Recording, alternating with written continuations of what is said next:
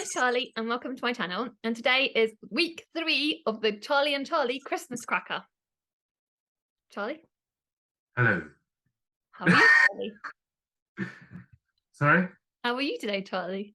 I'm fine. Mildly sneezy due to this room, but otherwise I'm perfectly okay. How about you? Very well, thank you. Very well. We're going to make a good old start. What have we got in store for them this week, Charlie? Well, I believe we are going to have some more jokes, more likes and dislikes, more challenge Charlie, recommending some films and the like, but I believe that you have the knowledge as to our main event this week. This week we are going to, I found an article called from Book Riot, and we're going to react to some 2023 bookish releases. We don't know what they are. I haven't even looked, but me and Charlie are going to just do our usual react together. No holds bar here. Because we haven't reacted in a while. Haven't reacted. We haven't. The last time we did a reaction video was to the Booker winner. That was true, but that was immense. I thought you said that was a mess. No, it was a mess. Yeah. Well, maybe that too. We were very happy with the winner. We were happy. I was going to say it was immense. We were happier than most people. I think we were the happiest people on BookTube, Charlie. We were, and also we were so sleepy. Both of us were so friggin' sleepy. We were. I mean, I can't say I'm not mildly sleepy today. Look at these bags. You do look really knackered, Charlie. With these things. Bless him, Charlie. So then we'll be doing that, and then after that we'll do our usual weekly update with how we got on with our books from last week that the other Charlie picked. Oh yes. And then we'll be picking next week's one, and then finish with a quiz question. Exactly. Usual Charlie format. Well, Charlie Christmas cracker format. What do priests and Christmas trees have in common? I'm concerned. What do they have in common? Their balls are just ornamental. Can I say that? It's you that makes me laugh. It's not the joke that makes me laugh. It's you that makes me laugh. Can I use that? That's the least rude. Yes. Did you hear about the man who stole an advent calendar? No, I did not hear about the man that stole the advent calendar. He got 25 days. See, I'm over here doing the Christmas cracker jokes. It's good though. It's a good joke. That's a good standard, solid Christmas. That ain't so rude. But then you have Charlie over here just throwing it all out the window. So those are our jokes. Tell us what you think below. Which was your favourite? Yes, tell us what you think about Charlie's filthy humour. Now it is who like someone dislike, I believe. It is correct. Do you want me to go first and then this time? I was going to say, would you go first this time? So, my books for this week. Oh, we should say that these likes and dislikes came from the last 5 years. So these are likes of the last 5 years. Yeah, I guess recent. You call them recent reads. Yeah, recent reads, and I will be trying to figure out which ones Charlie liked and which one she disliked, and vice versa. So let's go. Right, and then I'll say the books, and then obviously, like I said, you say your books, and then we'll work it out. Okay. Jemima Small versus the World by Tasmin Winter. Okay. Revenge by Yoko Agawa. Toffee by Sarah Crossan.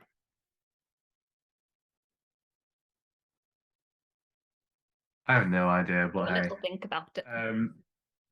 I have Arlington Park by Rachel Cusk, Nosferatu by Joe Hill, and Vacant Possession by Hilary Mantel. Pause. If you need to press pause, what I'll say to you is press pause and then have a press pause, take 30 seconds to try and figure it out, whilst we try and figure out who likes and dislikes what. You go, Charlie. It's just mentioned 3 titles of which I've not read. Do you want me to tell you what they are? That I didn't Do you know necessarily. what they are? I know who Yoko Agawa is. So we've got the first book is a middle grade. Okay. The second book is a short story collection. The third book is a novel told in verse. Oh. That makes it more difficult. Sorry, Charlie. I think you've got some tricky ones. This is the week where Charlie gets it wrong. Yeah, this is the week that I get it wrong too. I don't know. I don't know. I don't know any of these books. Do you want me to tell you a bit more about the premise? Would that help? Yes, if we go with premises. I'm reading you the blurbs for them each. So for Jemima Small versus the world, versus the universe, sorry. It is. I'm going to tell you the world that ruins my entire life, big, because my name is Jemima Small, but I'm exactly the opposite. Jemima Small is funny, super smart. She knows a lot of things, like the fact that she's made of 206 bones, over 600 muscles, and trillions of cells. What she doesn't know is how that can be true, and yet she still feels like nothing, or how being made to join the school's special healthy lifestyle club, aka Fat Club, could feel any less special. But Jemima also knows the biggest stars in the universe are the brightest, and maybe it's her time to shine. That's the first one. Sinister forces draw together a cast of desperate characters in this eerie and absorbing novel from Yoko Agawa. An aspiring writer moves to a new apartment and discovers that her landlady has murdered her husband. Years later, the writer's stepson reflects on his stepmother and the strange stories she used to tell him. Meanwhile, a surgeon's lover vows to kill him if she does not leave his wife. Before she can follow through on her crime of passion, the surgeon will cross paths with another remarkable woman, a cabaret singer whose heart beats delicately outside of her body. But when the surgeon promises to repair her condition, he sparks the jealousy of another man who would like to preserve the heart in a custom-tailored bag.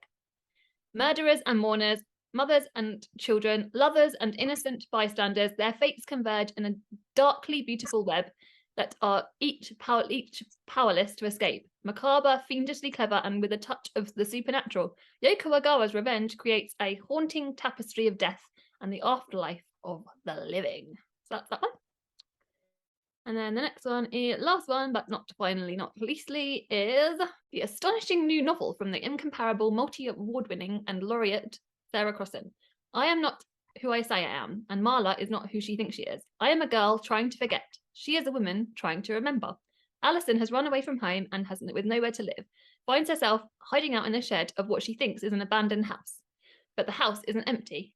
An elderly woman named Marla, who with dementia, lives there, and she mistakes Alison for an old friend from her past called Toffee. Alison is used to hiding who she really is and trying to be what other people want her to be. And so Toffee is who she becomes. And after all, it means she has a place to stay. There are worse places she could be, but as their bond grows, Alison discovers how much Marla needs a real friend. She begins to ask herself, where is home? What is family? And most importantly, who am I really? Those are the three. Make your choices, Charlie boy. Well, this is still so difficult. It is very difficult. I don't know why you chose to do this to me. I'm sorry. I don't think I've spoken about them, so I'm not sure whether you would actually know. Because I've read them since I've been off BookTube, which doesn't help you very much. No, it doesn't help me at all. Even though we do talk about books, I think one of them I've spoken to you about. That's a clue. Just the one. Yeah, just one. Have absolutely no idea. Tell me your thought process. This is the best way to go through it. This is how you normally work. When you went the first time, there was one book there that I was like, I'm sure there was something about one of these books where I'd been told about folk not necessarily liking it, but I might be getting mistaken with another author. The first one sounds as though it does have themes and ideas that you like to read about, but there could be every chance that it wasn't done well and you didn't like the portrayal of those themes. The second one sounds interesting to me, but I like a bit of grim humor anyway. So I don't know whether you would have liked that. And third, can I just get it wrong? Can I just say and get it wrong? And then we can move on. I'm just going to say Toffee by Sarah Crossan, and you can tell me which one was the right one, because I just have no idea. It's wrong the first time. I knew it would be. It's, it is, in fact, the first one, Jemima Small versus the Universe, is it? I should have guessed that when you didn't even get the title correct. Yeah. Yeah, Toffee, I just was like, I didn't think I was going to really enjoy it that much. It's a novel told in verse. I wasn't highly anticipating it, but I was like, okay, I'm going to give this a go. And I just loved it. The relationship between the two main characters was just so heartwarming and lovely. Like this older lady and the younger girl who's got this troubled backstory, and she's got a really dark backstory. It's just really lovely. And I don't think every single person that reads this likes this. I think Sarah Crossan is a bit Marmitey, which is another reason why I picked this book, actually. Sorry. Yeah, so I don't blame you for getting it wrong, because it's hard. I just really loved it. I really loved it. It was really good. And then Revenge by Yoko Ogawa is a short story collection. Not always. I don't really always get on with short story collections, but I loved it. I highly recommend it. 100%. It's a very your Charlie-ish book, like you said. Yeah. But I really enjoyed it. All of the stories are really, really strong. In fact, I want to carry on. I think I've read a couple of Yoko Ogawa this year, and I want to carry on reading more next year. Jemima Small, why didn't we like that? Oh, yeah. That's the one. Is that the one I haven't said about yet? So Jemima Small, it has, like, you're right, on paper, this one has a lot of promise, and based upon the premise, it would throw you off. I can see why it would throw you off, because it sounds very me. It sounds very, like you said, like empower. You'd think it'd be quite empowering, etc. I can't remember many reasons why I disliked it, because it is a couple of years ago. It's still a recent read, but it's but I'd say it's more like 2 years ago, maybe I read it. Yeah, it just didn't work. I did feel annoyed by it, though. I definitely felt annoyed by it. And yeah, I think it didn't work for me. And it was just, yeah. Okay. And I think Emily read it. I lent it to Emily, and she hated it too. So well, oh, it's 2019, so yeah, so 3. I had to get one wrong. You know, we couldn't solidify. It's fine. Honestly, I'll probably get this one wrong. I don't think you will. I don't think you will. I think I will. But I'll try not to. So, Arlington Park by Rachel Cusk. Arlington Park, a modern-day English suburb, very much like its American counterparts, is a place devoted to the profitable ordinariness of life. Amidst its leafy avenues and comfortable houses, its residents live out the dubious accomplishments of civilization, material prosperity, personal freedom, and moral indifference. In Arlington Park, men work, women look after children, and people generally do what's expected of them. It's a world awash in contentment, but empty of belief and riven with strange anxieties. How are they to know right from wrong? How should they use their knowledge of other people's sufferings? What is the relationship of politics to their own domestic arrangements?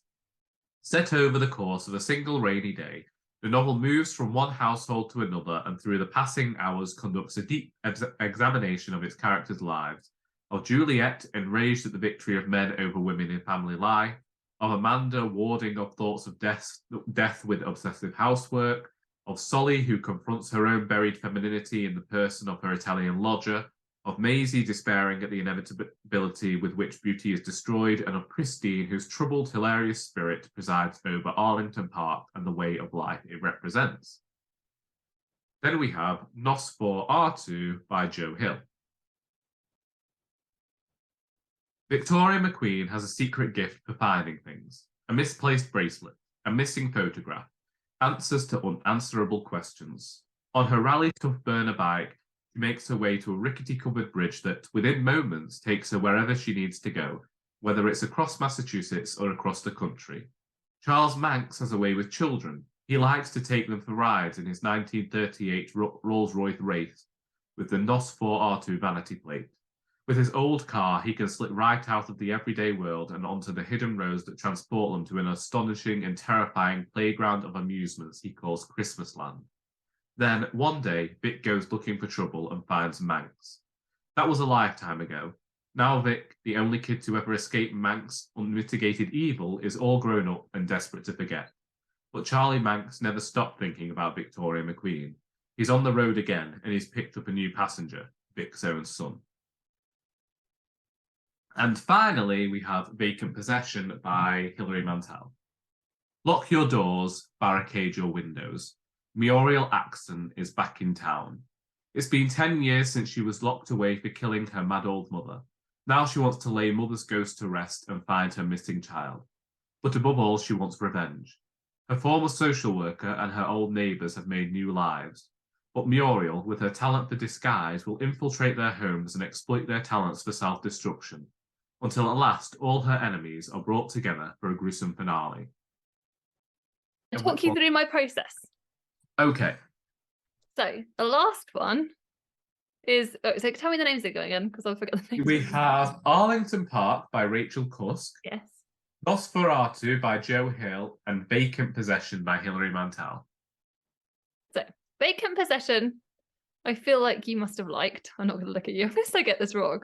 Just because Hilary Mantel, you haven't liked all of her, no. You haven't liked all of her books, but I feel like, I don't know, maybe I'm wrong. Then, what's the second and the third one again?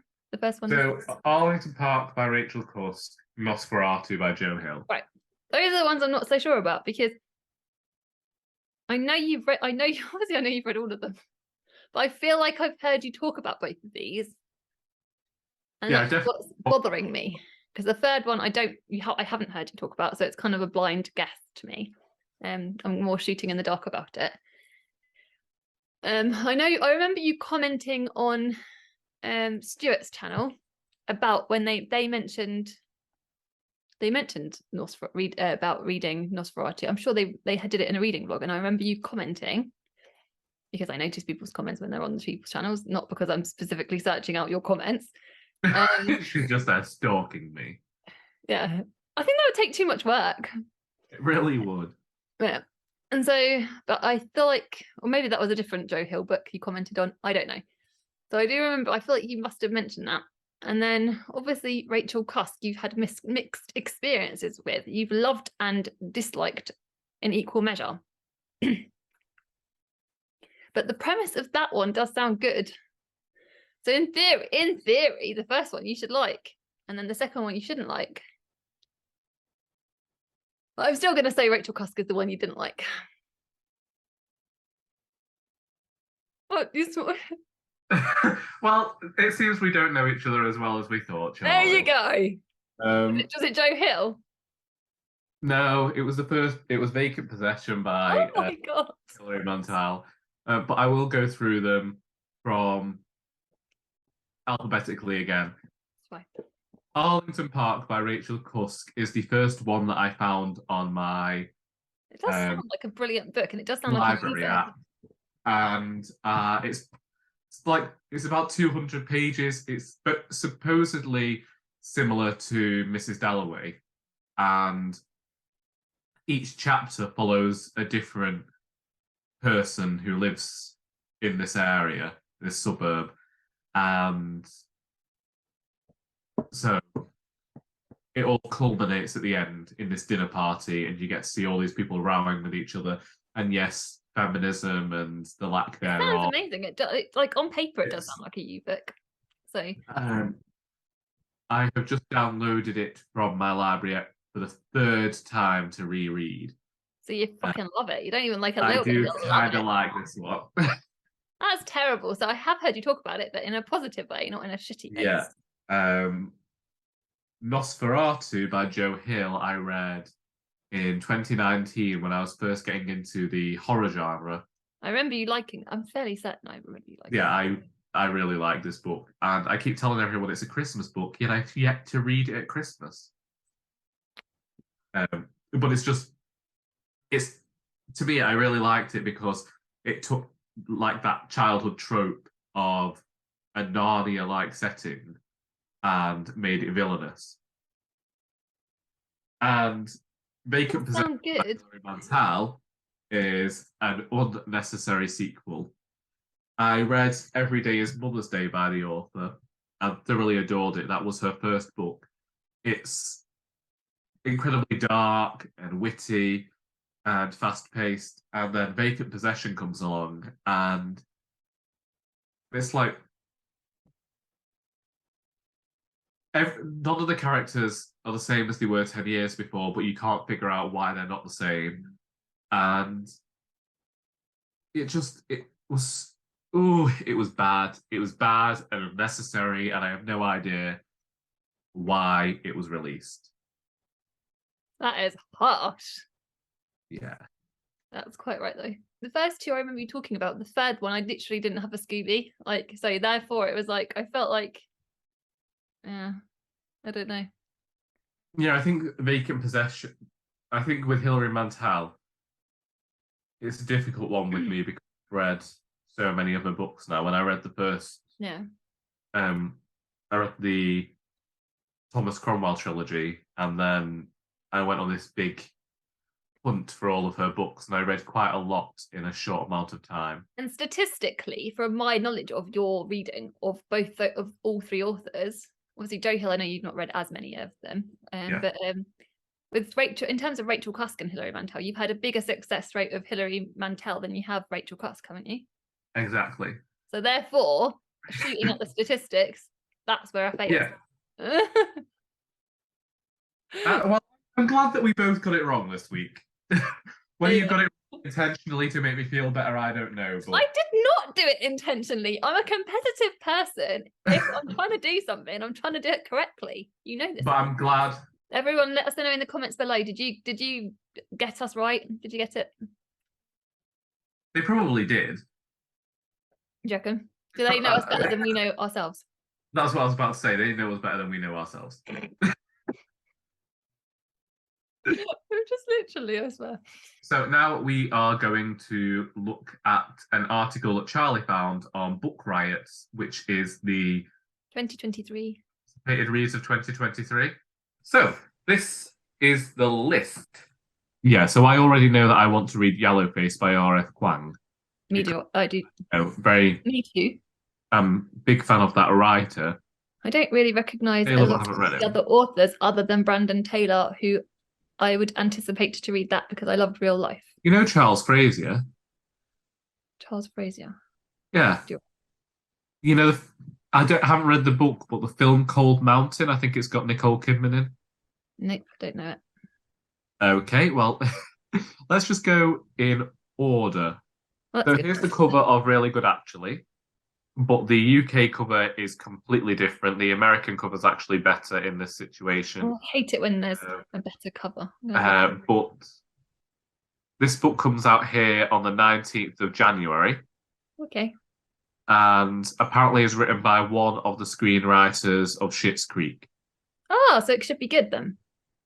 Maggie's marriage has ended just 608 days after it started, but she's fine. She's doing really good, actually. Sure, she's alone for the first time in her life, can't afford her rent, and her obscure PhD is going nowhere. But at the age of 29, Maggie is determined to embrace her new status as a surprisingly young divorcee. Soon she's taken up sadness hobbies and getting back out there sex-wise, oversharing in the group chat and drinking with her high-intensity new divorced friend Amy. As Maggie throws herself headlong into the chaos of her first year of divorce, she finds herself questioning everything, including why do we still get married? Did I fail before I even got started? How many night burgers until I'm happy? Laugh out loud funny, razor sharp, and painfully relatable, Really Good Actually is an irresistible debut novel about the uncertainties of modern love, friendship, and happiness from a stunning new voice in fiction. Sounds good. What would you rate that out of 10 if we're going to do reaction ratings? It doesn't sound like my kind of book. No. But to me, I kind of think I could enjoy that. I could read it, I could enjoy it. I'd say that's a solid 7 to me. I could maybe, if they did an adaptation on the telly, it might be something I watched, but even then I don't watch enough television. I It sounds like something my sister might enjoy. So Still, like what would you say out of 10? a 4. Oh, I thought you were going to say 3. So there you go. I was close. It got it. I was thinking my sister might like it. Okay. Mamma. Has many meanings in Twee, but in my case, it means woman. It's fair to say that Maddie's life in London is far more rewarding, with a mother who spends most of her time in Ghana, yet still somehow manages to be overbearing. Maddie is a primary caretaker for her father, who suffers from advanced stages of Parkinson's. At work, her boss is a nightmare, and Maddie is tired of being the only black person in every meeting. When her mum returns from her latest trip to Ghana, Maddie leaps at the chance to get out of the family home and finally start living. A self-acknowledged late bloomer, she's ready to experience some important firsts. She finds a flat share, says yes after work drinks, pushes for more recognition in her career, and throws herself into the bewildering world of internet dating. But it's not long before tragedy strikes, forcing Maddie to face the true nature of her unconventional family and the perils and rewards of putting her heart on the line.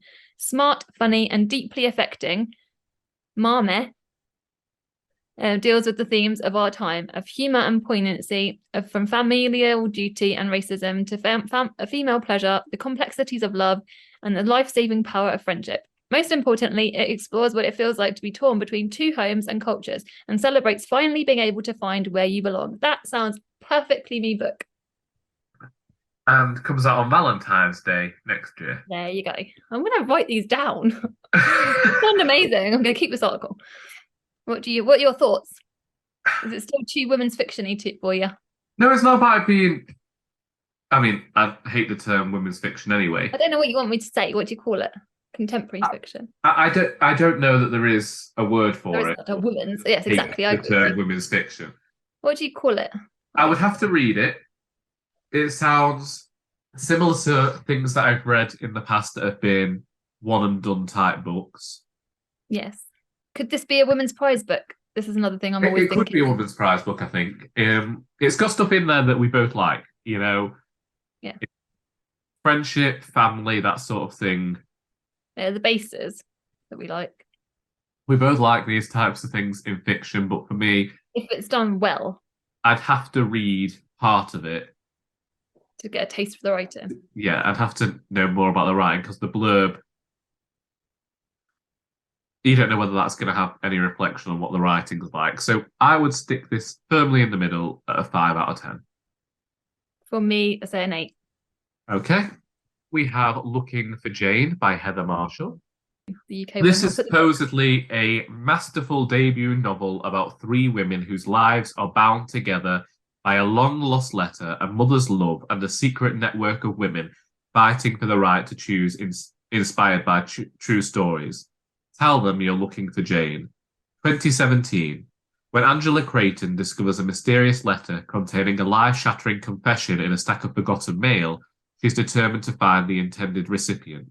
Her search takes her back to the 1970s when a group of daring women operated an illegal underground abortion network in Toronto known only by a whispered code name, Jane. 1971. As a teenager, Dr. Evelyn Taylor was sent to a home for fallen women where she was forced to give up her baby for adoption, a trauma she's never recovered from. Despite harrowing police raids and the constant threat of arrest, she joins the Jane Network as an abortion provider determined to give other women the chance she never had.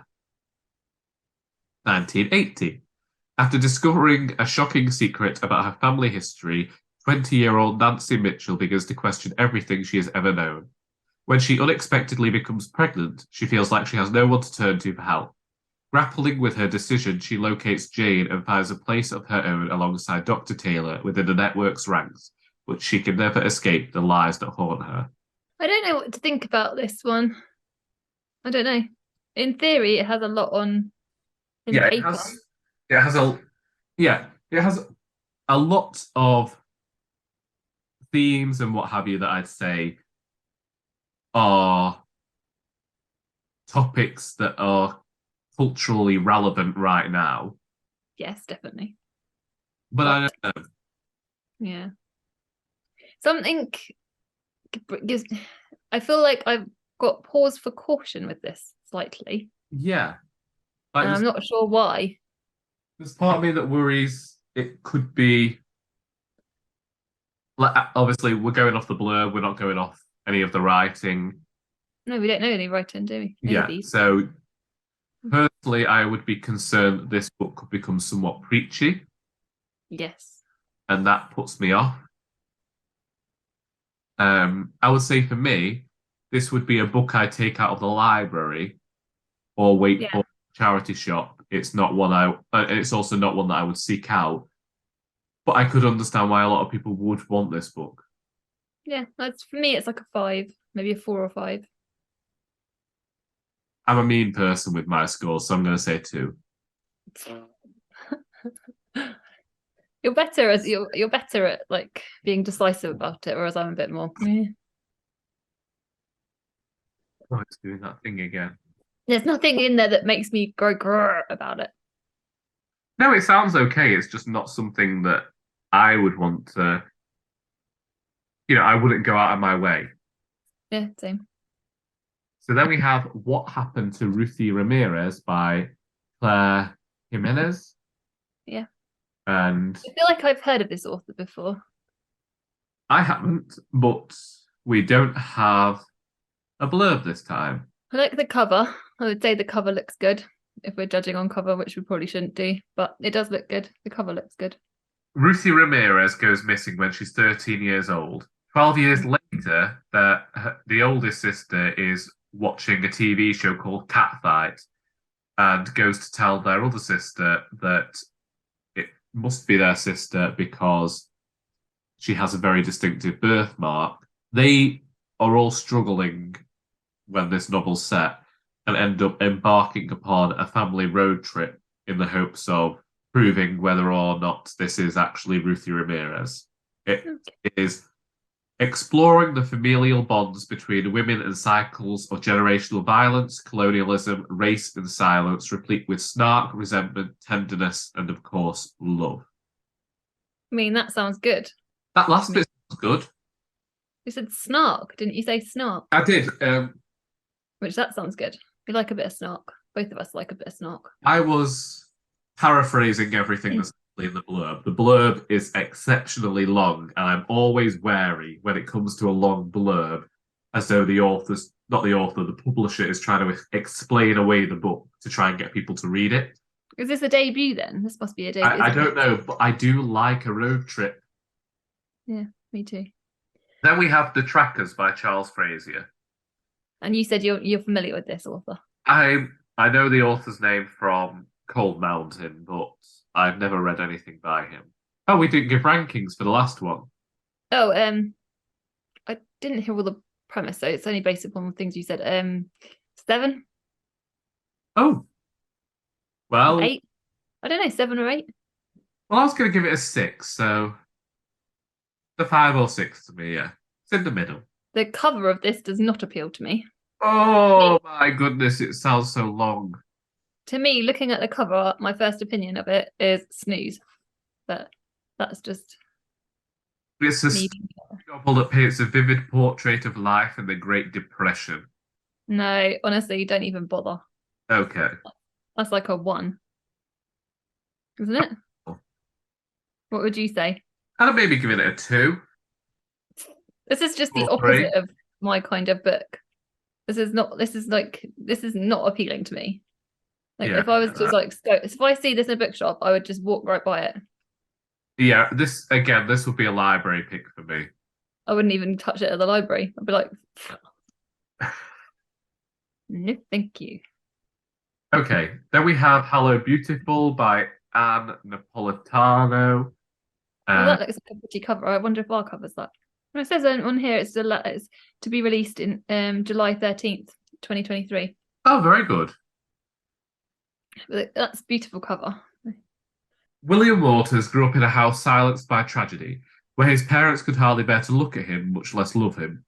So it's when his skill on the basketball court earns him a scholarship to college far away from his childhood home. He soon meets Julia Padovano, a spirited and a bit ambitious young woman who surprises William and her appreciation of his quiet steadiness. Julia come her family. She is inseparable from her 3 younger sisters, Sylvie, the dreamer, happiest with her nose in a book, and imagines a future different from the expected path of wife and mother. Cecilia, the family's artist, and Emmeline, who patiently takes care of all of them. Happily, the Ivanos fold Julia's new boyfriend into their loving, chaotic household. But then darkness from William's past surfaces, jeopardizing not only Julia's carefully orchestrated plans for the future, but the sisters' unshakable loyalty to one another. The result is a catastrophic family rift that changes their lives for generations. Will the loyalty that once rooted them be strong enough to draw them back together when it matters most? Sounds amazing. That's like a solid 8. Oh yeah, as soon as I was reading that, I was like, yeah, this is a Charlie And book. also, for the cover, I'd give it a 9. Wow, that's really strong for you. The cover is beautiful. Do you not think the cover's beautiful? No, I like the cover and I like the sound of the book. It's definitely up there talking about sibling relationships and This could be another Women's a Prize family one. tale. No, it can't be because it's April, isn't it? Women's Prize is April. Yeah. You gave it a 9. I'm going to say 7. That's fair. I feel like exceptionally wowed, like, yes, I have to read this by any of these books. It's sisters. That's the thing that got me. It's the sisters. You know what I'm like. Yeah, I knew straight away that that'd be a book for you. It's 3 sisters, which And even the family more... story does speak me. Yes. Not there yet. So then we have the half. Oh no! Goodbye. Oh, what is it? Tell me. What have you seen? I just realised it's the author of Ask Again, Yes. What's that? It was a book a few years ago. I got the arc of it from NetGalley. It's one you read. I know. Got the a magnificently told novel about the complexities of marriage, family, longing, and desire. Malcolm parts. Get part? No, it says part. I can't get around that.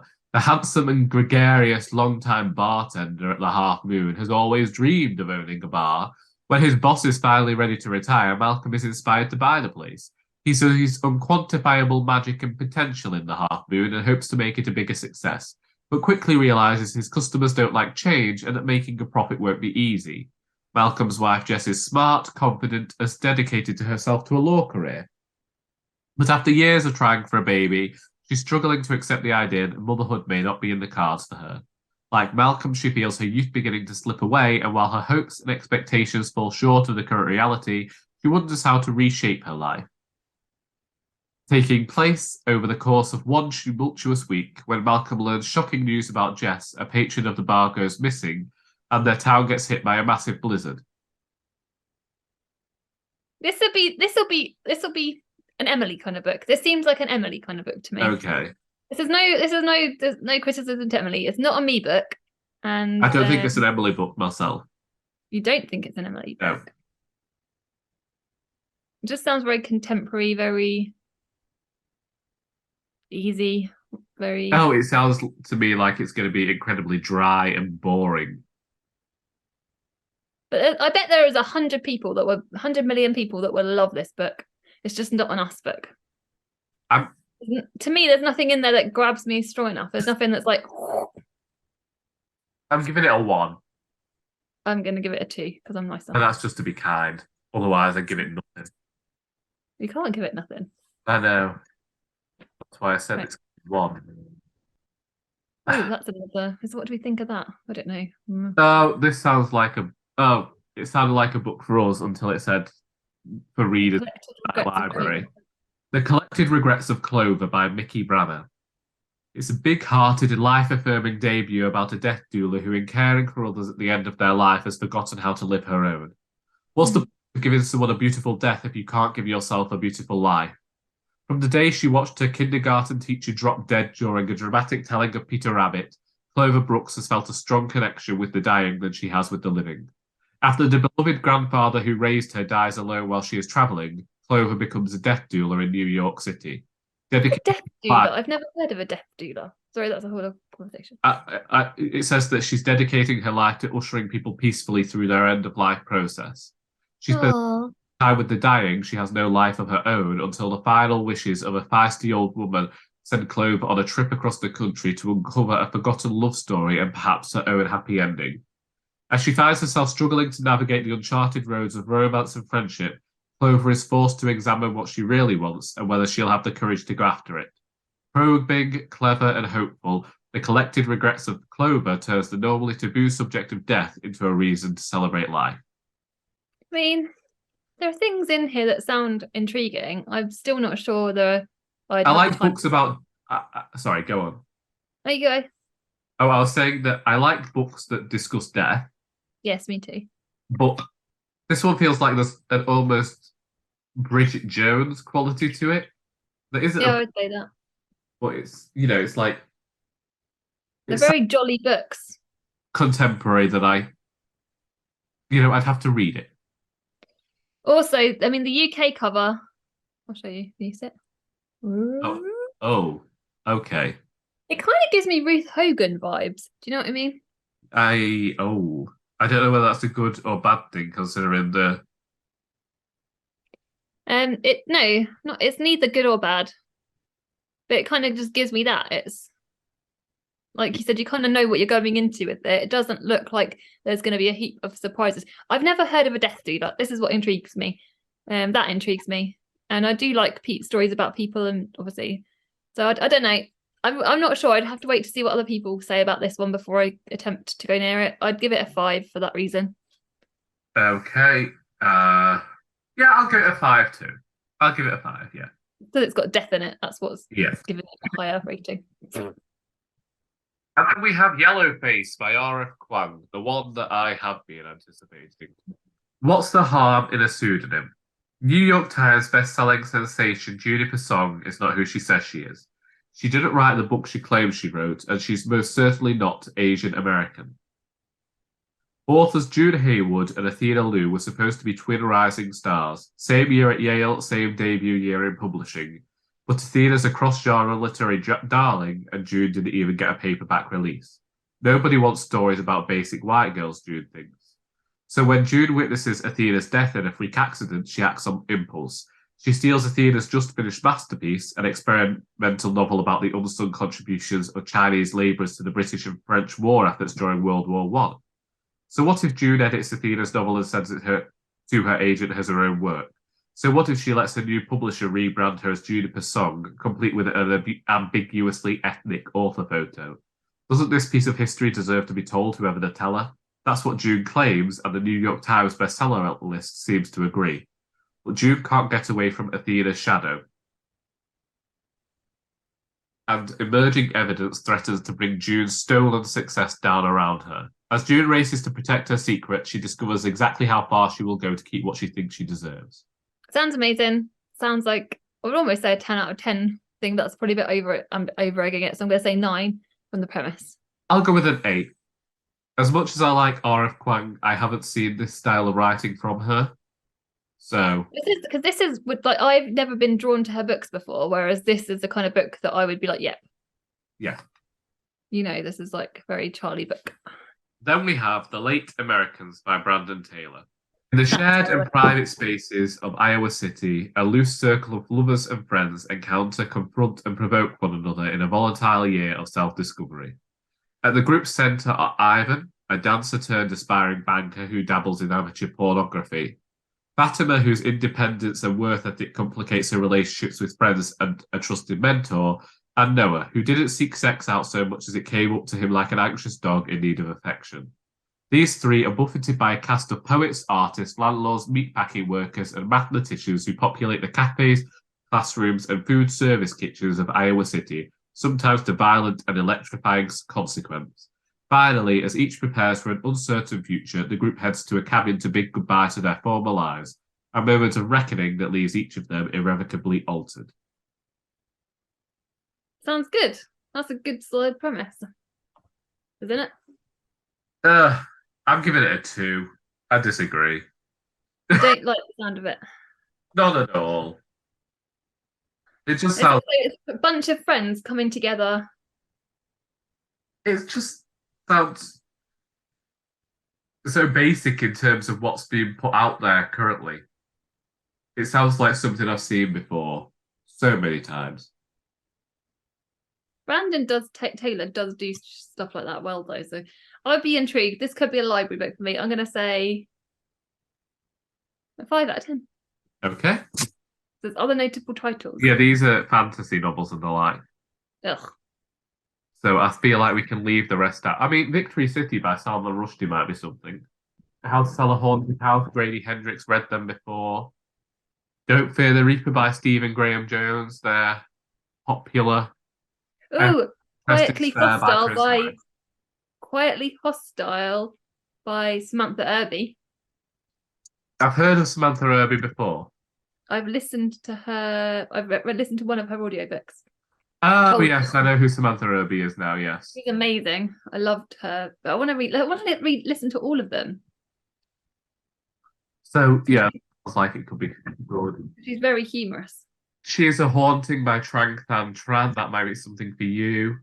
When Jade Nugent arrives in Vietnam for a visit with her estranged father, she has one goal: survive 5 weeks pretending to be a happy family in the French colonial house Bar is restoring. She's always lied to fit in, so if she's straight enough, Vietnamese enough, American enough, she can get out with the college money he promised. But the house has other plans. Night after night, Jade wakes up paralysed. The walls exude a thrumming sound while bugs leave their legs and feelers in places they don't belong. She finds traces of her as they once tended, and at night Jade can't ignore the ghost of the beautiful bride who leaves her cryptic warnings, don't eat. Neither Bar nor her sweet sister Lily believe that there is anything strange happening. With help from a delinquent girl, Jade will prove this house, the home her family has always wanted, will not rest until it destroys them. Maybe this time she can keep her family together. As she roots out the house's rot, she must also face the truth of who she is and who she must become to save them all.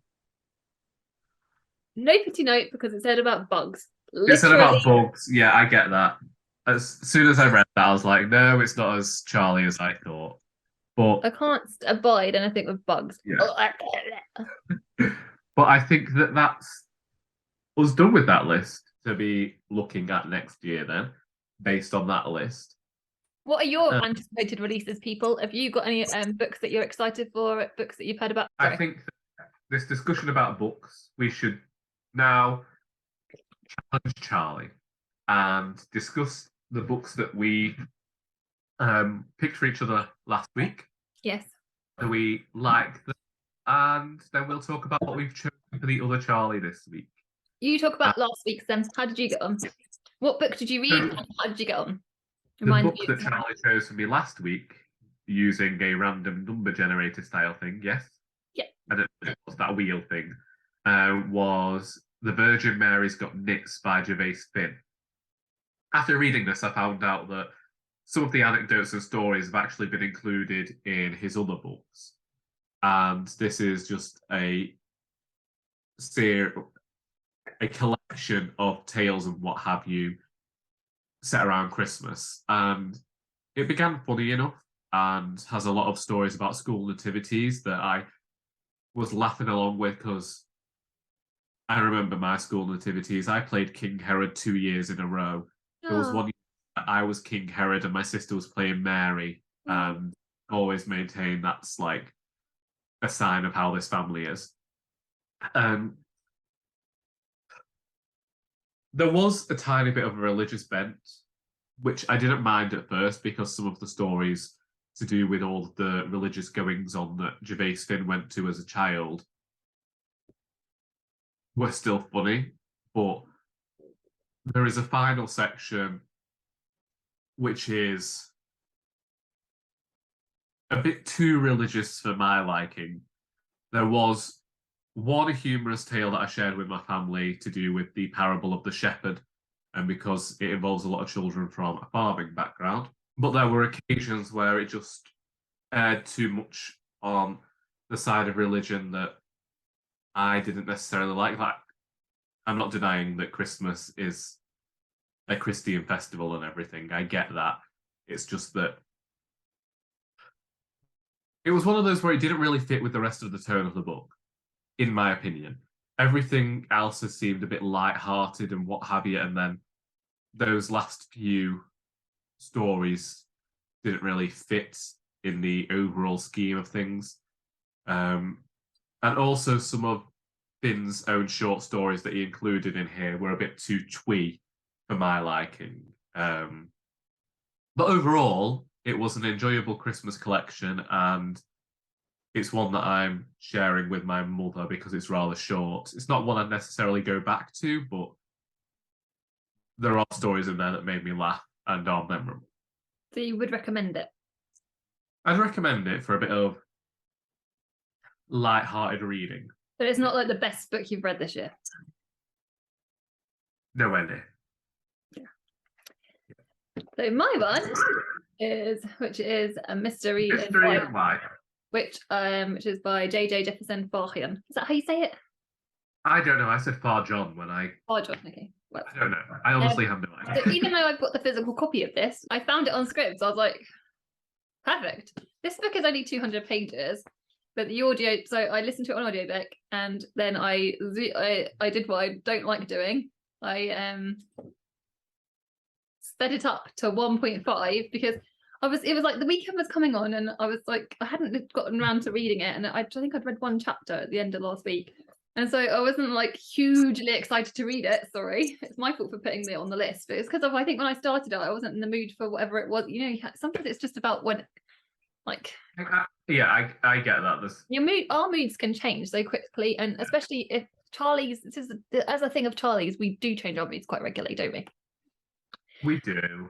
And so anyway, so I listened to it on audiobook. I probably wasn't concentrating massively on it. I don't even really remember a whole lot of the plot, other than obviously it being like it's not even set properly on a train. That's the thing. No, it's not on a train. The train breaks down. And they go into this local village, isn't it? Yeah. Yeah. Oh, you read it then? Oh yeah, I read it years ago. That's why I was hoping that it would come up for you to read. Yeah. Seeming like we had two maybe varying experiences with it. Yeah. No, I know loads of people love it. I didn't dislike it, but it wasn't my favourite. And because of like, I don't know, I just wasn't in the mood. I think I was in the mood. We're in agreement there. I loved how it wrapped up. The ending bit I really enjoyed. I thought that was probably my favourite bit. The last couple of hours of it was probably my favourite bit. I thought they did a really good job of that.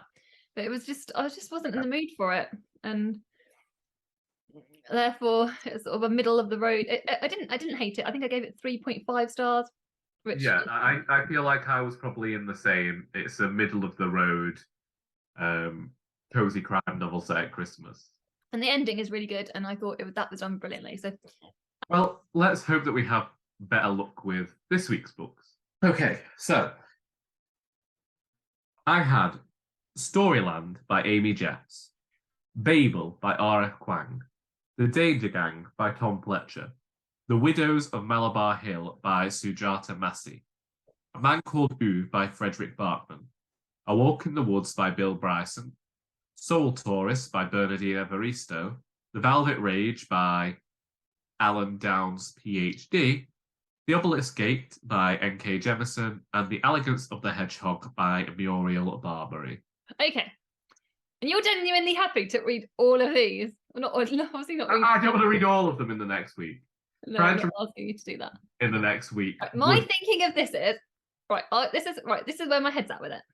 Okay. So I knew instantly when I saw the thing, I was thinking about it because so when we talk about this, because obviously we're going to be talking about our live show, our thoughts in the live show. And the live show we've got like more than a week. So it's 9 days to, well, pardon? I'll say we've got 9 days. Yeah. Yeah, they've only got a week, so yeah. They're not reading our books, are they? No, but what I was saying was when they see it from us. Yeah. Yeah. So that's why I was like, well, it's a bit more time. And also, I know you're gonna know what I'm gonna say now. But so also if you don't finish it, it's not like this is we're quite chill Charlies. We're not like Hitler with things. So if you don't finish it, it's just say what your thoughts are up to the point where we have our target. Yeah. So I have picked Babel by R.F Kuang because I want you to finish the year in a stonking read, and I feel like this would give you a good opportunity to do so. No, I am quite happy to go with Babel. I won't lie, I've included it twice simply because I did want to try and get it read by the end of the year. So there should be the push to do so. Providing you get into it. And also, I do think that it was on our most anticipated reads video way back when we first started doing Speaking of anticipated reads, full circle in the video again. So Yeah, no, I'm quite happy to read that. I do want to read all of the books in that list, so like I would honestly have been happy with any of them, but I'm very glad that you chose Babel. Yeah, that was not even really a close call, really. But so for me, I've got Make You Mine This Christmas by Lizzie Huxley Jones, Cold Enough for Snow by Jessica L, Murder at Christmas, which is the short story collection, The Mountains Sing by Nguyen Phan Ki Mai, Frostheart, Zorrie, Frostheart by Jamie Littler, Zorrie by Laird Hunt, Saltwater by Jessica Andrews, Demon Copperhead by Barbara Kingsolver, which is on my script again, Girls Story by Annie Ernaux, and Priest Daddy by Patricia Lockwood. I'll ask you the question that you asked me then first. Oh, yes. Because I'm just thinking, you've been saying recently that you have had a few poorer reads in December.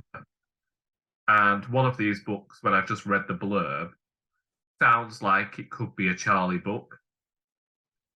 As in, it could be a book that both of us enjoy. Ooh. Do you want to guess what it is? Mountain Sing. It is The Mountain Sing.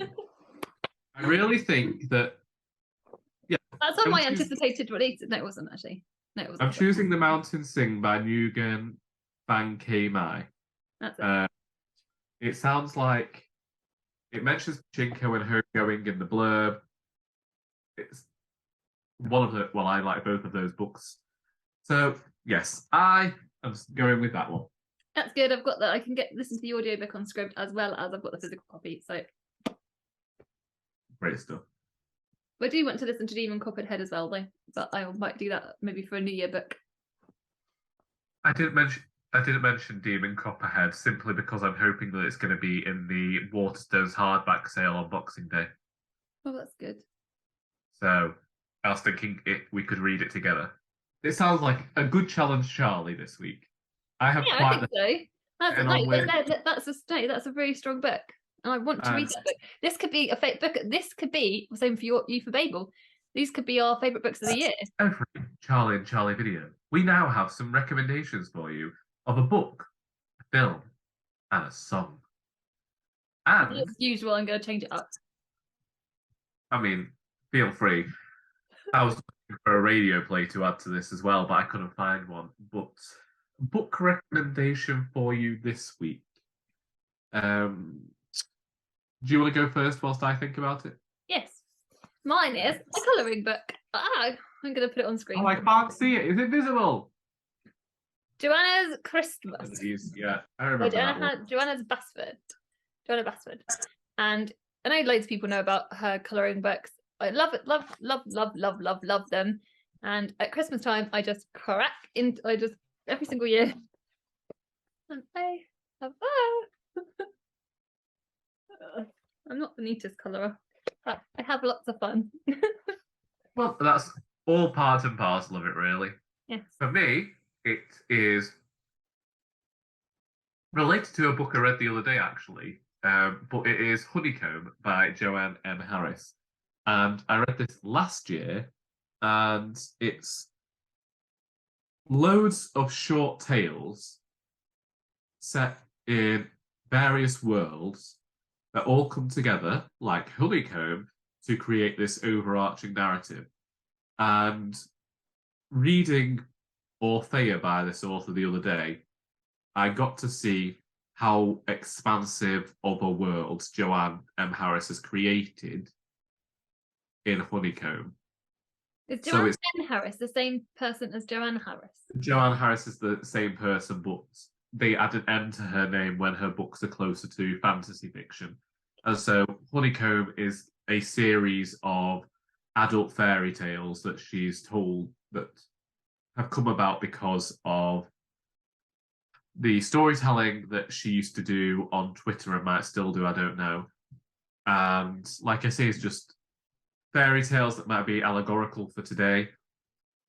But I found last Christmas when I was reading a few every single day, similar to Nigel Slater's Christmas Chronicles, it was just a nice bit of warm, cozy reading to do in an evening. So I heartily recommend it, as I do most of Joanne Harris's books, really. I could have also included her Christmas novel, The Lollipop Shoes. Is that a first in a series? Can you read that independently? That's the second Chocolat book. So you have to read the chocolate one, first one. You don't have to. I read the second book first. It's just I think that the second is better than the first, so it's better to read the first to avoid disappointment. Fair. And Phil, did you go with? Oh, I'm going to do a TV show, and I'm going to say the one I was talking to you about. This isn't Christmassy, but it's That's fine. It doesn't have to be, does it? It's what I've been talking to Charlie about the last few days. Traitors, which is on the BBC One show, hosted by Claudia Winkleman of Strictly. And the premise is that there's 22 or 24 individuals arrive onto go to Scotland. It's filmed in Scotland, north of Scotland, and they arrive at a castle. And there's at the beginning of the show, Claudia Winkleman picks traitors. She interviews the 20 plus people to see who wants to be a traitor or who wants to be a faithful.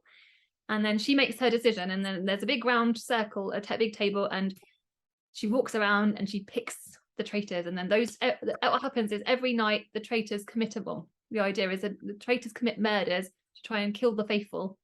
And then by the end of the show, the idea being that if there are still traitors left in the midst, the faithfuls have got to try and get rid of the faithfuls have to try and get rid of the traitors, whilst the traitors are trying to kill them off. But no one knows who's a traitor and who's a faithful. So if by the end of the show there are still traitors in their midst, the traitors win the big prize. So we watch the traitors. We watch the traitors. Everyone knows from the very, very, very first episode who the traitors are, and the traitors know who each other are. And it's good. Drama. It's brilliant. It's the best reality type TV show. It's the best of its kind.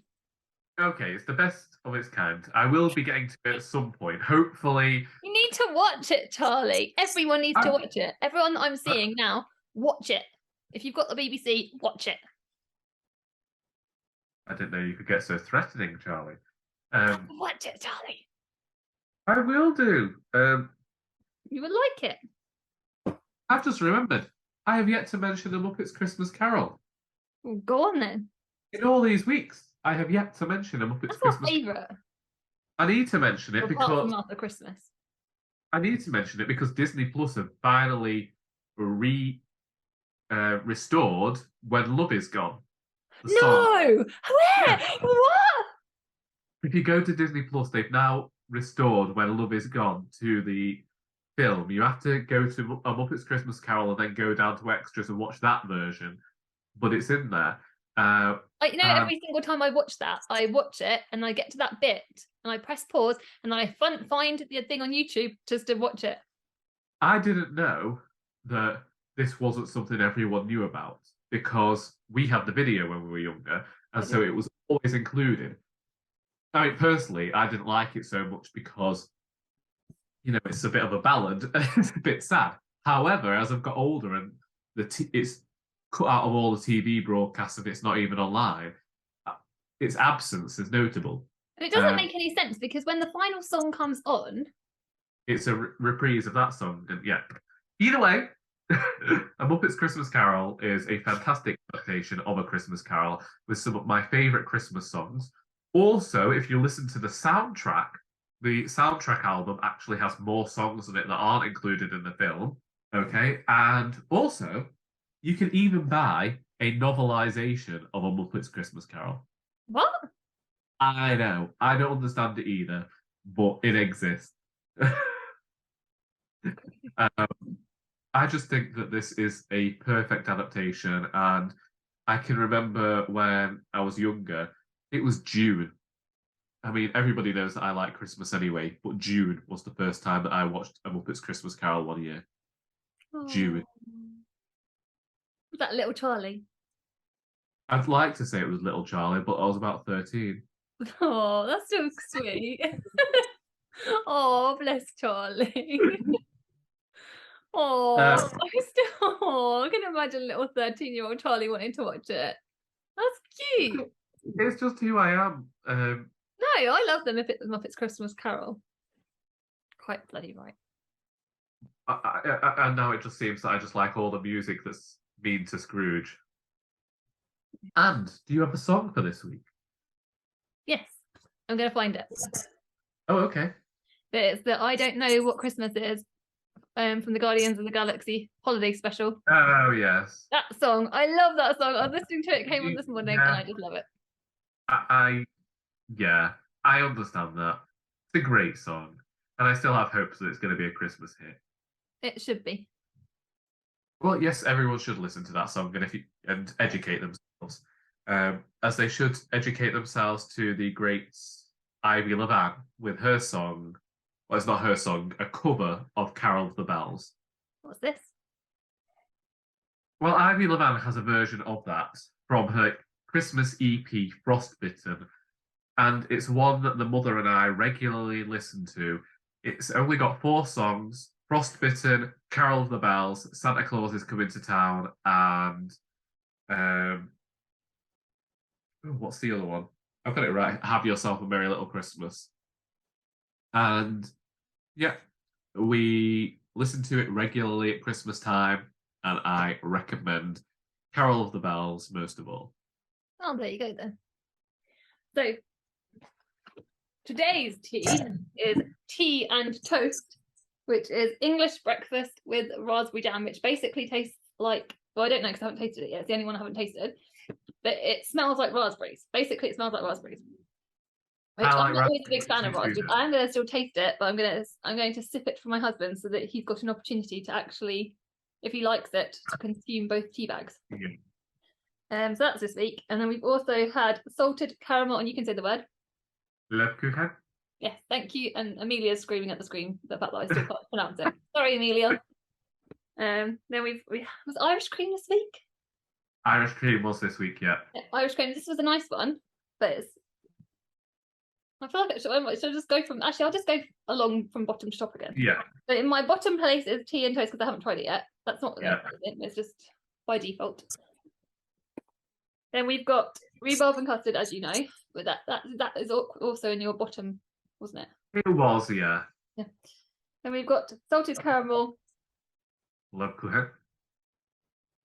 Which I did. What did I think of that one? I don't think I liked it. It seems I liked it more than you. Did you have it with milk? Yes. Oh, okay. See, I told you I like the smell. Like, the smell of it was actually. I think the taste of it was okay, but the smell of it was awful. Okay. You see, I didn't dislike it. I can see your lines. Right. So, yeah, that one. What were you saying? So you like this one? That's one you like. I liked it better with milk than when I had it the first time and had it without. You previously ordered this one. Is this the one you purchased? Yeah, years ago when it was one of their Christmas teas. Okay. Irish cream. This was the one that. This is the everybody. If anyone is actually watching at this point, this tea, the Irish cream, is the tea that is Charlie H in a tea. If you were to describe Charlie H in a tea, You said that to me at the time, yeah. This is you in a tea because it's chocolate, coffee, and sweet vanilla. Yeah, I liked it. Charlie said to me, Charlie said, like you. That sounds creepy. I can understand it because it was definitely me in tea form, and she wasn't wrong. Yeah, this is a tea that I have had before and I have enjoyed, but we have both remembered that we have forgot to mention one big thing from these Charlie Christmas crackers. Yes. No way. Now, we aren't giving away tea. No, we're giving away the entirety of the R. Doris series, the books What I Wrote, featuring septuagenarian housewife Mrs. Doris Copeland. And as Charlie chose last week's emoji, this week, for you to get an extra entry into our giveaway, what we need you to have done is to have subscribed to both myself and Charlie, to have commented on our original Charlie and Charlie announcement video, was it? Yeah. Express your wish to be entered into our giveaway. And this week, we would like a... Did he do a teapot emoji? Yes. We want a teapot emoji in the comments to gain an extra entry into the giveaway. This is your last chance to enter into the giveaway as well, because we will be announcing the winner next Thursday in our live show on my channel. Which is going to be so much fun because we've got loads of plans for it. We've got some games. We've got some It's going to be a Christmas extravaganza is what it's going to be. There'll be a quiz. Quiz.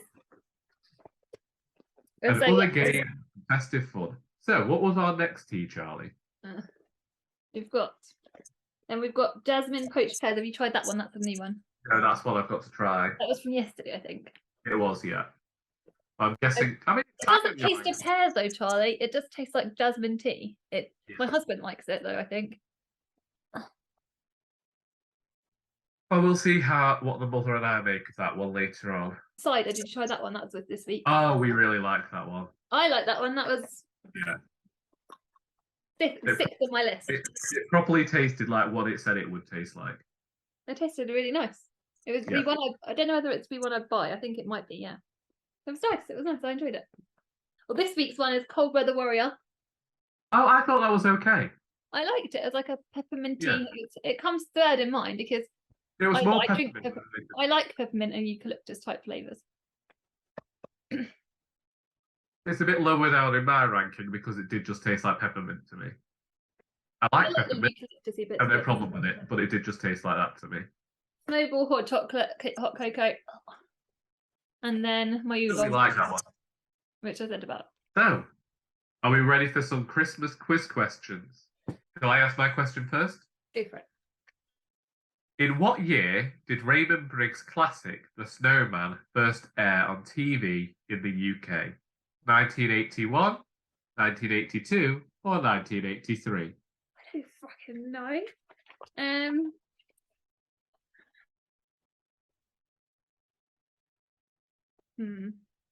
I'm gonna say 83. Oh, 82. It was 82. What have you got for me? Sorry? What have you got for me? I'm gonna pick. Okay. These are quite easy, so you should be all right. Which song starts with "I'd like to thank you for the year"? So I say that again. Which song starts with "I'd like to thank you for the year"? Is it A, Mistletoe and Wine by Cliff Richard? B, Step Into Christmas, Elton John? C, Mary's Boy Child, Boney M? Or actually, we've got three options. D, Hallelujah by Alexandra Burke. I thought it was Step Into Christmas, is it not? It is Step Into Christmas. What were the other ones? What? So you had Mistletoe and Wine by Cliff Richard. Yes. How does that begin? Oh, I don't know. Oh, isn't that A Child is a something? Child is a king. Yeah. And you've got Mary's Boy Child, which is Long Time Ago in Bethlehem. And Hallelujah by Alexandra Burke is I Heard There Was a Secret Chord, which is actually by Leonard Cohen, isn't it? Or somebody else. I don't know. Well, there we go. That is our Charlie Christmas cracker for the final week that we have to edit it. Well done, Charlie. I'm sorry for how nasal I've been this week, but hopefully everything will be fine for our live show next Thursday. Don't forget... Everybody send Charlie get well wishes. I'm actually fine, don't worry about it. You always say that, even when you were dying last time you said that. Don't forget that next week's live show will be over on my channel. Give it a time. Should we say 6:30? Please, can we say 6:30? It will be 6:30 on Thursday, the 22nd of December. And come along to join Charlie and I for some festive hijinks. And who knows what's going to happen because we're going to be live and unedited. Live and unedited. Charlie's already given us the caveat that we have to try not to be rude with our jokes, but she's never managed that herself yet. I am gonna be. I've got an innocent one on here. You will get to hear how we got on with our final reads that we challenged one another with. Are we still doing two likes, one dislike next week? Yeah, I think we're gonna do it with movies or books. Oh, yes, Christmas movies. Let's do it with festive movies next week. It's going to be fantastic. And also, then you can come and have along and join us in chatting with us. It's going to be so much fun. Yeah, and you'll get to see the winner of our giveaway. Yes. Yay! So have you anything else to say, Charlie, since this is your video? Thank you so much for watching. If you've made it to the end, we're very, very grateful for everybody that's watched all of these videos so far over the weeks, because obviously this is our last live, not live, our last edited, like I said. So our last pre-recorded video. Yes. Goodbye from me, and goodbye from me. Did I, Chuck? Right.